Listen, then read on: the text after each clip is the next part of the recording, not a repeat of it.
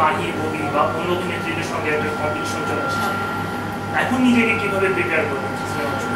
সবচেয়ে বড় প্রিপারেশন হচ্ছে যে আমার প্রিপারেশন যেটা যে দর্শক যে আমাদের টেকনোলজি যে সুন্দর করছে এবং বাইরের ছবিগুলোর সাথে অবশ্যই আমরা কাজ মিলাইতে পারি, এটাই আমার ভালো প্রিপারেশন।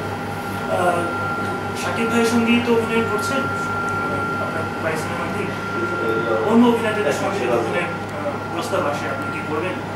হ্যাঁ, অবশ্যই করবো, কিন্তু আমার ব্যাপারটা আগে থেকেই আমি অন্যরকম। আমি শাকিবকে এই জন্যই বেছে নিয়েছি প্রথমত যে ও অনেক ভালো একজন আর্টিস্ট, আর সবচেয়ে বড় কথা হচ্ছে যে এখন যারা ছেলেরা কাজ করছে মেয়েরা কাজ করছে খারাপ না।